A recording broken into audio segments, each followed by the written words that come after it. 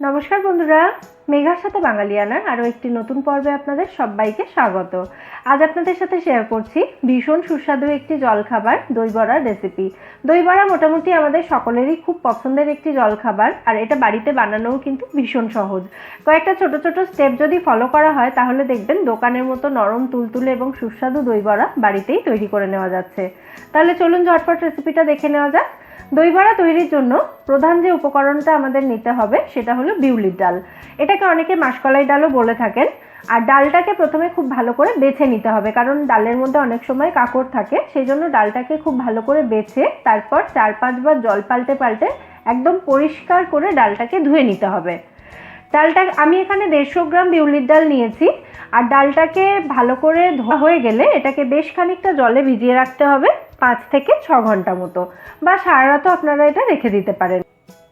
ডালটা ভালো করে ভিজে যাওয়ার পর সেটা দিয়ে বড়া বানানোর আগে, বড়াগুলো বানানোর পর সেগুলো ভেজানোর জন্য একটা দইয়ের প্রিপারেশন এবং একটা জলের প্রিপারেশন আমি আগে থেকে তৈরি করে রাখছি।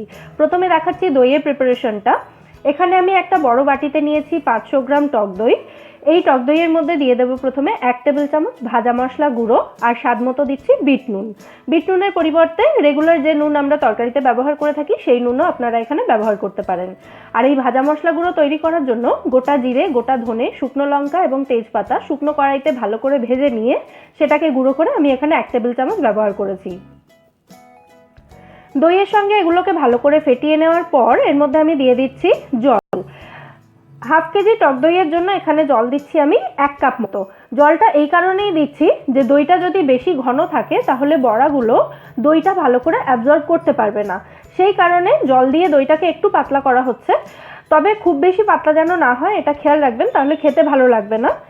1/2 কেজি টক দইয়ের জন্য 1 কাপ জল কিন্তু যথেষ্ট। জলটা দেওয়ার পর দইয়ের সঙ্গে ভালো করে ফেটিয়ে নিয়ে ওটাকে আমি সাইডে রেখে দিয়েছি। এবার আমি জলের প্রিপারেশনটা তৈরি করে নিচ্ছি। একটা বড় বাটিতে আমি এখানে 2 কাপ মতো জল নিয়েছি, এটা নর্মাল রুম টেম্পারেচারে জল রয়েছে।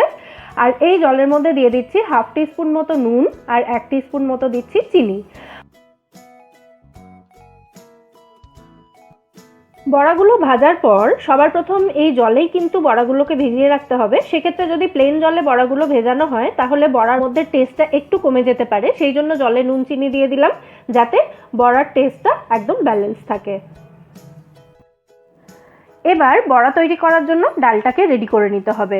6 ঘন্টা মতো ভেজানোর পর দেখুন ডালটা ফুলে প্রায় ডাবল হয়ে গেছে। ডাল ভেজানো জলটা কিন্তু কখনোই ইউজ করা উচিত নয়, সেই জন্য ডালের জলটা ঝরিয়ে নিয়ে ডালটাকে আমি একটা মিক্সার জারে দিয়ে দিচ্ছি এটা বাটার জন্য। বাটার সময় প্রয়োজন মতো জল এখানে আলাদা করে অ্যাড করা যেতে পারে। দিয়ে দিলাম এর মধ্যে 1 ইঞ্চ মতো আদা, 2টো কাঁচা লঙ্কা দিলাম। বড়াগুলো খুব বেশি ঝাল বানানোর প্রয়োজন নেই, জাস্ট টেস্টের জন্য 2টো কাঁচা লঙ্কা এর মধ্যে অ্যাড করলাম আমি। 1/2 টিস্পুন মতো মৌরি দিচ্ছি। মৌরি কিন্তু দুর্দান্ত একটা স্বাদ অ্যাড করে এই ডালের বড়াতে, অবশ্যই দেবেন। চাইলে 1 পিঞ্চ মতো হিংও দিতে পারেন। এর মধ্যে দিয়ে দিলাম আমি খাওয়ার সোডা, জাস্ট 1 পিঞ্চ মতো, মানে 1 চুটকি মতো খাওয়ার সোডা দিলাম। এতে ডালটা আলাদা করে ফেটানোর কোনো প্রয়োজন হবে না। ডালের বড়াগুলো কিন্তু এই সোডা দেওয়ার কারণে আপনা আপনি খুব সুন্দর ফুলতে থাকবে। খাবার সোডা দেওয়াটা কিন্তু একেবারেই অপশনাল। আপনারা চাইলে ডালটা বাটার পর খুব ভালো করে ফেটিয়ে নিয়ে বড়া তৈরি করতে পারেন, তাতেও কিন্তু বড়াগুলো খুব সুন্দর ফুলবে। দিয়ে দিলাম এর মধ্যে স্বাদ মতো নুন। এবার অল্প অল্প করে জল দিয়ে ডালটাকে একদম থকথকে করে আমাদের বেটে নিতে হবে। মিক্সার জারের ঢাকনাটা আমি বন্ধ করে দিলাম। চাইলে আপনারা আলাদা আলাদা মানে 2-3 বারে ডালটাকে বেটে নিতে পারেন। নিয়ে একসাথে ভালো করে মিশিয়ে দিলেই হবে। আর ব্যাটারটা দেখুন ঠিক এই রকম থকথকে তৈরি হতে হবে, সেই জন্য বললাম অল্প অল্প করে জল দেবেন এবং ডালটাকে বাটতে থাকবেন, তাতে এটা বেশি পাতলা হয়ে যাবে না। খুব বেশি ঘনও হবে না ব্যাটারটা, আবার খুব বেশি পাতলাও হবে না। এবার ডালের বড়াগুলো ভাজার জন্য একটা কড়াইতে আমি খানিকটা সাদা তেল গরম করে নিয়েছি, তার মধ্যে ব্যাটারের থেকে 1 ফোঁটা মতো দিয়ে দিলাম। দেখুন দেওয়ার পরেই খুব সুন্দরভাবে বাবলস উঠতে শুরু করেছে, তার মানে তেলটা কিন্তু খুব ভালো মতো গরম হয়ে গেছে। ভালো করে গরম করার পর গ্যাসের ফ্লেমটা মিডিয়াম করে দিয়ে এই ব্যাটার অল্প অল্প করে তেলের মধ্যে দিয়ে বড়াগুলো ভেজে নিতে হবে। বড়াগুলোর সাইজ কেমন রাখবেন সেটা কিন্তু টোটালি আপনাদের ব্যাপার। বড়াগুলো ভাজার সময় বেশ অনেকটা করে ফুলে যায়, সেই জন্য একটা ব্যাচে খুব বেশি বড়া একসাথে ভাজবেন না। অল্প অল্প করে দিয়ে, মানে যতগুলো ধরবে ততগুলো দিয়ে ভালো করে এগুলো গোল্ডেন কালার আসা পর্যন্ত ফ্রাই করে নিতে হবে। আর এই যে দেখছেন বড়ার ওপরটা ফুলে উঠেছে, এটা কিন্তু কম তেলে ভাজার কারণে হয়েছে। যদি একদম ডুবো তেলে ভাজা হতো তাহলে কিন্তু এই প্রবলেমটা হতো না। কিন্তু দই বড়া যেহেতু দই দিয়ে ঢাকা থাকে, সেই জন্য বড়ার শেপ কেমন হলো সেটা নিয়ে মাথা ব্যথা নেওয়ার দরকার নেই। আলটিমেটলি সেগুলো দই দিয়ে ঢাকা থাকবে, মানে শেপ কেউ সেভাবে দেখতে পাবে না। দেখুন বড়াগুলো সুন্দর গোল্ডেন কালার এসে গেছে। এবার আমি এগুলোকে তুলে নিচ্ছি। আর একটা ব্যাচ বড়া ফ্রাই করতে মোটামুটি 5 থেকে 6 মিনিট মতো সময় লাগবে। আর বড়াগুলো লো থেকে মিডিয়াম ফ্লেমে রেখে ভেজে নিতে হবে। একটু সময় নিয়ে ভাজবেন, তাহলে কিন্তু বড়াগুলো ভেতর থেকে ভালো করে ফ্রাই হবে না। প্রথম ব্যাচটা তুলে নেওয়ার পর আমি সেকেন্ড ব্যাচটা এখানে দিয়ে দিচ্ছি। সেকেন্ড ব্যাচটা দিয়ে একবার করে বড়াগুলো উল্টে দিয়ে তারপর প্রথম ব্যাচের বড়াগুলো আমি এখানে জলে ভেজাবো। যে জলটা আমি নুন চিনি দিয়ে তৈরি করে রেখেছিলাম সেই জলের মধ্যে প্রথম ব্যাচের বড়াগুলো দিয়ে দিতে হবে। দিয়ে এই সেকেন্ড ব্যাচটা যতক্ষণে ফ্রাই হচ্ছে সেই সময় পর্যন্ত, মানে 5 থেকে 6 মিনিট এটাকে ভেজালেই কিন্তু যথেষ্ট। দেখুন আমি জলের মধ্যে দিয়ে দিয়েছি বড়াগুলোকে। এবার এগুলোকে ভিজতে দিতে হবে। একটা ব্যাচ ভাজা হবে এবং একটা ব্যাচ ভেজানো হবে, এভাবে করলেই কিন্তু হবে। এদিকে দেখুন সেকেন্ড ব্যাচটাও প্রায় হয়ে এসেছে। বারবার এগুলোকে নাড়াচাড়া করে এইভাবে গোল্ডেন কালার আসা পর্যন্ত বড়াগুলোকে ভেজে নিতে হবে। গ্যাসের ফ্লেমটা কিন্তু আবারও বলছি লো থেকে মিডিয়ামের মধ্যে রাখতে হবে। বড়াগুলো কিছুক্ষণ জলে ভিজিয়ে রাখার পর যখন দেখবেন বড়াগুলো আগের থেকে একটু ফুলে গেছে এবং বড়ার কালারটা আগে গোল্ডেন ছিল, এখন দেখুন একটু সাদাটে হয়ে গেছে, কালারটা একটু ফেড হয়ে গেছে, তখন বুঝবেন বড়াগুলো খুব সুন্দরভাবে ভিজে গেছে। এবার হাত দিয়ে তুলে হালকা করে চাপ দিয়ে বড়াগুলো থেকে জলটা চিপে বের করে নিতে হবে। বের করে নেওয়ার পর একদম ডাইরেক্ট বড়াগুলোকে দিয়ে দিতে হবে দইয়ের ব্যাটারে। এই কাজটা চাইলে আপনারা চামচ দিয়েও করতে পারেন, কিন্তু চামচ দিয়ে করলে প্রেশারটা একটু বেশি পড়ে বড়াগুলো কিন্তু ভেঙে যাওয়ার চান্স থাকে, কারণ জলে ভেজানোর পর বড়াগুলো একটু নরম হয়ে যায় আগের থেকে।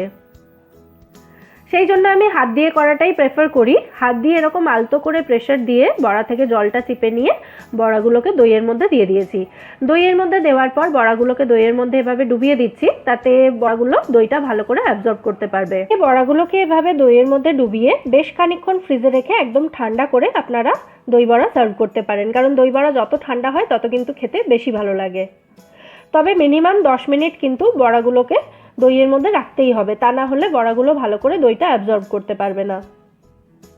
আর বড়াগুলো যদি আপনারা স্টোর করতে চান তাহলে ভাজার পরে মানে শুকনো অবস্থাতে বড়াগুলোকে এয়ারটাইট কন্টেনারে ভরে ফ্রিজে রেখে দেবেন, 2 দিন এটা ভালো থাকে।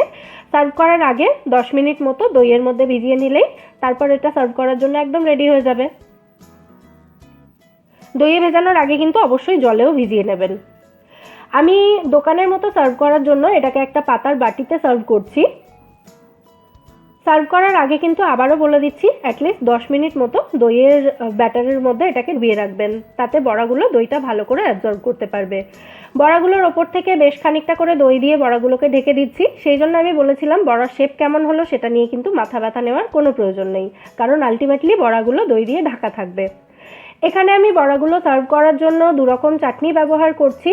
একটা আছে ধনেপাতা পুদিনা পাতার ঝাল চাটনি, আর একটা আছে তেঁতুলের মিষ্টি চাটনি। চাটনিগুলো আমি কিভাবে বানিয়েছি সেটার রেসিপিটাও বলে দিচ্ছি। তার আগে দই বড়াটাকে আমি একটু সাজুগুজু করিয়ে নিচ্ছি সার্ভ করার জন্য। 1 চামচ করে ঝাল চাটনি দিলাম এবং 1 চামচ করে দিচ্ছি মিষ্টি চাটনি। শুধু মিষ্টি চাটনি দিয়েও কিন্তু দই বড়া সার্ভ করা যায়।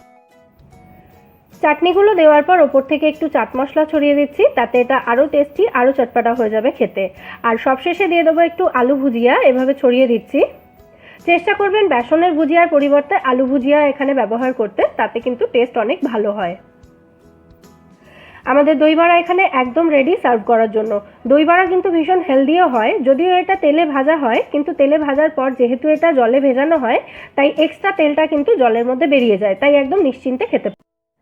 এবার আমি দেখিয়ে দিই চাটনি দুটো আমি কিভাবে তৈরি করেছি। প্রথমে দেখাচ্ছি ধনেপাতা পুদিনা পাতার যে ঝাল চাটনিটা আমি এখানে ব্যবহার করেছি সেটা কিভাবে তৈরি করেছি। আমি এখানে 1 আটি ধনেপাতা নিয়েছি, এটা 50 গ্রাম ধনেপাতা আছে। ধনেপাতা শুধু শেকড়টা বাদ দিয়ে পুরোটাই নিয়েছি। আর নিয়েছি পুদিনা পাতা এখানে 1 আটি, এটাও 50 গ্রাম মতো রয়েছে, তবে পুদিনা পাতার কিন্তু শুধু পাতাগুলো ব্যবহার করতে হবে। সাথে নিয়েছি এখানে 1/2 ইঞ্চ মতো আদা, 2 কোয়া রসুন নিয়েছি, তবে রসুনটা কিন্তু একেবারেই আপনারা স্কিপ করতে পারেন যদি এটা নিরামিষ তৈরি করতে চান। 2টো কাঁচা লঙ্কা নিয়েছি। এবার এই সমস্ত উপকরণ একসাথে আমি মিক্সার জারের মধ্যে দিয়ে দিচ্ছি, কারণ এগুলোকে বেটে নিতে হবে। এই সমস্ত উপকরণের সাথে সাথেই এর মধ্যে দিয়ে দেব আমি স্বাদ মতো বিট নুন। বিট নুনের পরিবর্তে এমনি নুনও ব্যবহার করতে পারেন। আর দিচ্ছি এখানে 1 টেবিল চামচ মতো পাতিলেবুর রস এবং 2 টেবিল চামচ মতো দিচ্ছি টক দই। এবার একদম জল ছাড়া এই সমস্ত উপকরণগুলো একদম মিহি করে বেটে নিলেই আমাদের ধনেপাতা পুদিনা পাতার ঝাল চাটনি বা গ্রিন চাটনি এখানে একদম রেডি হয়ে যাবে সার্ভ করার জন্য।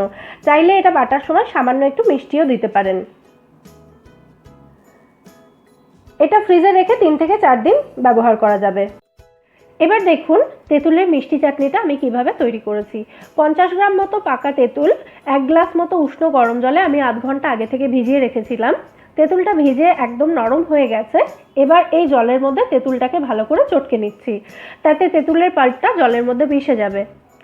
ভালো করে চটকে নেওয়ার পর একটা ছাঁকনিতে করে এই জলটাকে আমাদের ছেঁকে নিতে হবে, তাতে তেঁতুলের যে দানাগুলো রয়েছে সেগুলো বেরিয়ে যাবে। এবার একটা কড়াই গরম করে তাতে হাফ টিস্পুন মতো সর্ষের তেল দিয়ে দিচ্ছি, আপনারা সাদা তেলেও করতে পারেন। তেলের মধ্যে দিয়ে দিলাম এখানে একটা শুকনো লঙ্কা। শুকনো লঙ্কাটা ভালো করে ভাজতে দিতে হবে, একদম কালার চেঞ্জ হয়ে যাওয়া পর্যন্ত শুকনো লঙ্কাটা ভেজে নিয়ে এখানে তেঁতুল গোলা জলটা আমি দিয়ে দিলাম। তেঁতুল জলটা ফুটে যাওয়া পর্যন্ত অপেক্ষা করতে হবে। তারপর যখন দেখবেন জলটা ফুটে গেছে এর মধ্যে দিয়ে দিতে হবে স্বাদ মতো মিষ্টি। এখানে আপনারা গুড় বা চিনি যে কোনোটা ব্যবহার করতে পারেন। গুড় দিলে ব্যাপারটা একটু হেলদি হয়, সেই জন্য আমি এখানে গুড় দিলাম। চাটনিতে মিষ্টির পরিমাণটা কিন্তু আপনারা নিজেদের স্বাদ অনুযায়ী দিতে পারেন। গুড়টা গলে যাওয়ার পর আরও 5 থেকে 6 মিনিট আমি মিডিয়াম ফ্লেমে এটাকে ফুটিয়ে নিয়েছি। এখন দেখুন এটা আগের থেকে একটু ঘন হয়ে গেছে।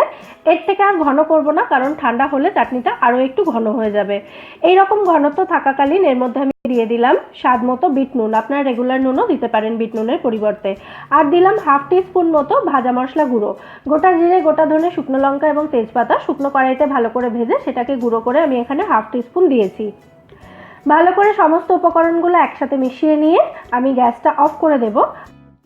তেঁতুলের মিষ্টি চাটনি এখানে একদম রেডি হয়ে গেছে সার্ভ করার জন্য। ঠান্ডা করে এয়ারটাইট কন্টেনারে ভরে এটাকে ফ্রিজে 1 মাস মতো স্টোর করে খেতে পারেন। আর এই চাটনিটা দই বড়া ছাড়াও সিঙ্গারা বা খাস্তা কচুরির সাথে খেতেও কিন্তু খুব ভালো লাগে। তাহলে একদম স্টেপ বাই স্টেপ দেখে নিলেন তো বাড়িতে কিভাবে পারফেক্ট দই বড়া তৈরি করতে হয়। অবশ্যই ট্রাই করবেন, অসাধারণ টেস্টি হয় এটা খেতে। আর আমায় জানাবেন এই রেসিপিটা আপনাদের কেমন লাগলো। রেসিপি ভালো লাগলে ভিডিওটাকে একটা লাইক এবং শেয়ার করে প্লিজ আমার চ্যানেলটা সাবস্ক্রাইব করে নেবেন। আর পাশে থাকা বেল আইকনটা ক্লিক করতে কিন্তু একদম ভুলবেন না, নিত্য নতুন রেসিপির আপডেট সবার আগে পাওয়ার জন্য। ফিরে আসবো নতুন কোনো রেসিপি নিয়ে। সবাই খুব ভালো থাকবেন।